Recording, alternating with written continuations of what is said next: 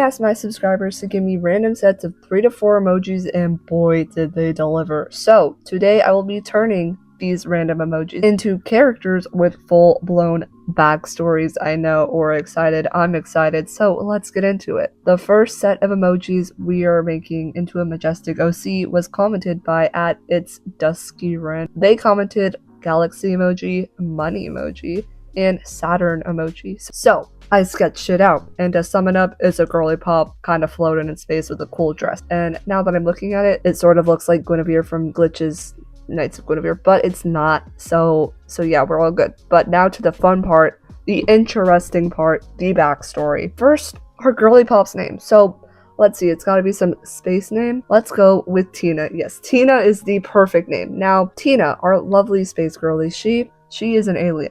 But as you can see, she looks like any normal human would. That is because she's obsessed with us humans, and she now has this awesome ability to shapeshift. That is why she looks like us. Now, ever since Tina was a child, she was fascinated by us humans. And Tina is a determined alien. So when she wants something, she gets it done. So as a child, she knew humans existed, but for aliens, especially the common folk, they only know that humans exist. Nothing else. No pictures, no facts, nothing. So Tina, being our determined queen, made a deal with herself. She must somehow become rich or high up in the alien government to find out more about us humans, because we're just so intriguing like that. So as a child, she gets her mindset on the first option, getting rich, because whom doesn't want to be rich? And to her, being in the government, it doesn't sound very nice. And oh, does her lore get better? Trust. So as I have not mentioned before, Artina, she has this lovely passion. She loves to create clothing, and she is good at it. So an idea sparks. If she becomes a famous alien fashion designer, she would get rich. Then she could bribe the government for info on the humans. And remember, she's making all these conclusions as a child. Smart. We haven't even gotten to the good part yet. So, Tina, after her mandatory alien school, which she despises, she comes home and begins her fashion designer dreams. She works hard, she studies, she creates. Boy, does she create. Tina is out here making new designs each day. And she's not only making these new designs, but she takes each of these designs and sends them to the best fashion designer in all of Saturn, which is where she lives, by the way. After almost a year of nothing, failed designs, no communication back from this famous fashion designer, she realizes that maybe her designs aren't different enough. Because ever since she had started, she had only made basic things that everybody had seen before. Now she knows that she needs to think outside of the box, think bigger. So she stays up all week making her most bizarre creation based on her home planet, Saturn. After a month of perfecting it, she sends it to her designer. Not even a week later, guys, she receives a letter in the mail. It is from the fashion designer. This famous designer really likes the design, let me tell you that. She sees potential in Tina, invites her to her design empire warehouse. The famous designer wants to mass produce the dress.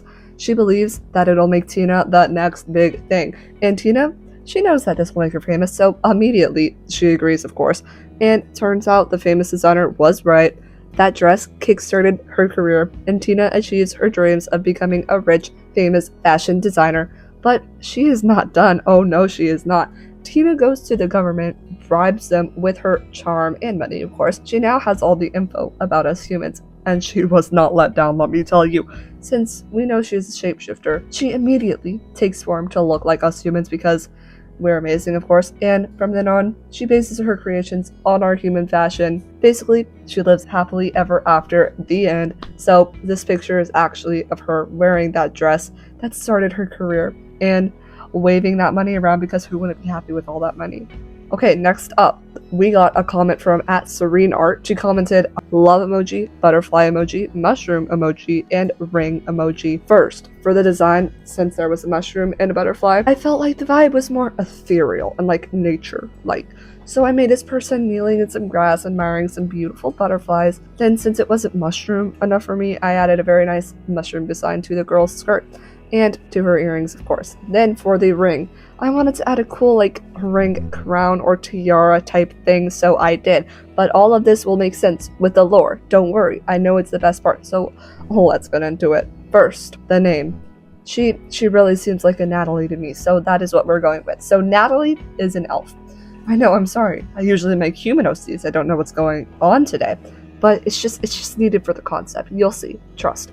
So, as a child, Natalie has a kind, loving heart, always compassionate, loves all living things, loves all the nature around her, and she studies this nature, all of the amazing life in her world. Her living sciences teacher notices her passion for nature and sort of becomes her mentor. Now, in this elven world, I'm actually laughing so much making this. I'm sorry. Okay. Now, in this elven world, there are only a few types of careers for people who study the nature. Either they go into health and potions, or they go into armory to make weapons out of these natural plants, or they could be a teacher, like Natalie's mentor. Well, since Natalie loves all living things, there's no way she wants to go into armory, and the health option doesn't really seem too bad, but she would hate to lose a patient or be wrong on a potion that would end up hurting people. So she decides to become a mentor, a teacher, to help others understand the beauty of life and nature, just like her mentor. But the thing is, in the elven world, the most difficult thing to become isn't a government leader, not a doctor, not a scientist, but a teacher. Yes, I know, it's very different.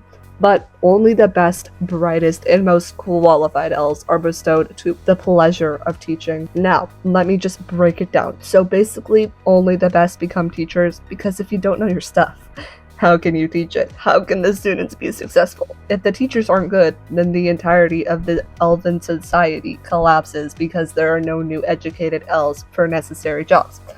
And here's the part where I add the ring emoji.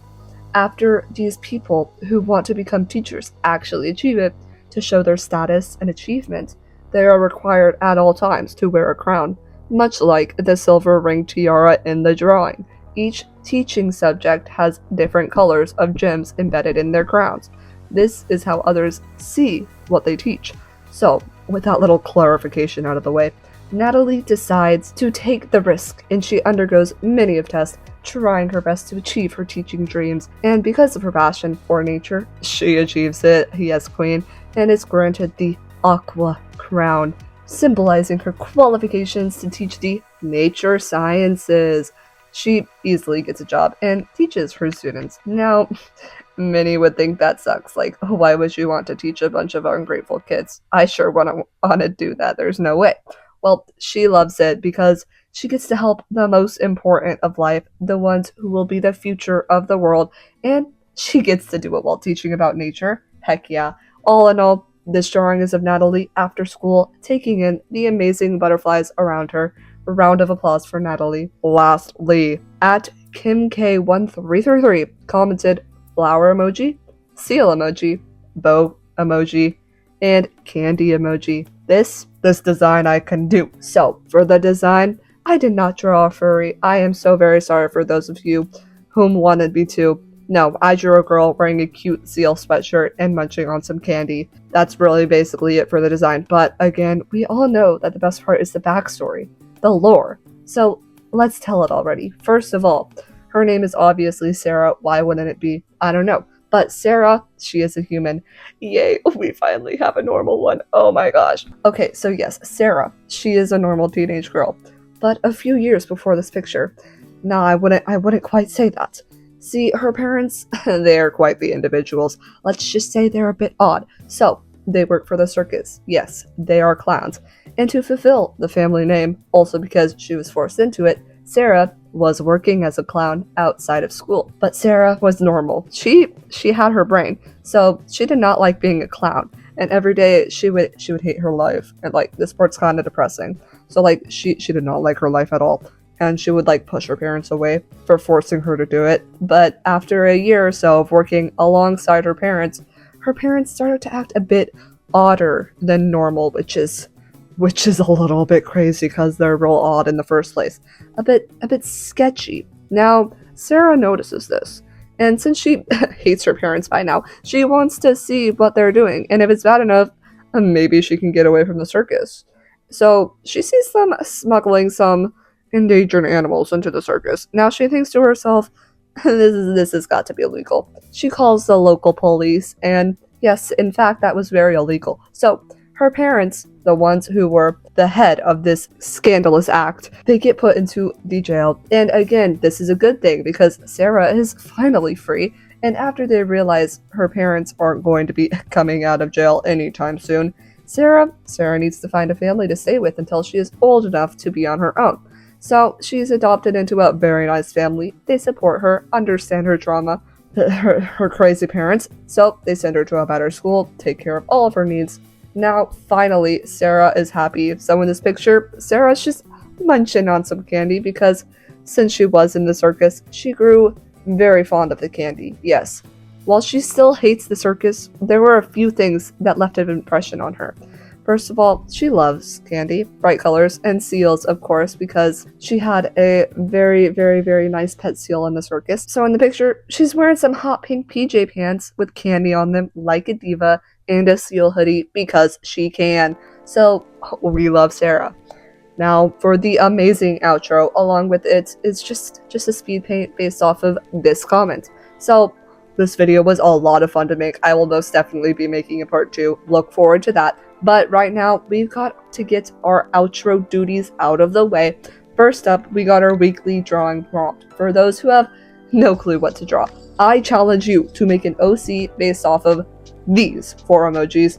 You don't need to make any crazy lore like me. I just think that's fun. But if you actually do this challenge, be sure to post it in my community. If you don't know how to do that, just make a post and tag me. Like, I would absolutely love to see it. Now, our second thing, our weekly reminder to not use AI. Got it?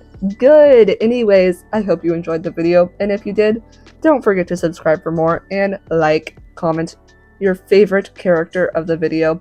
It really helps me out, and I'm sure you would enjoy this video right here, so I will see you there. Anyways, I hope you have an amazing rest of your day.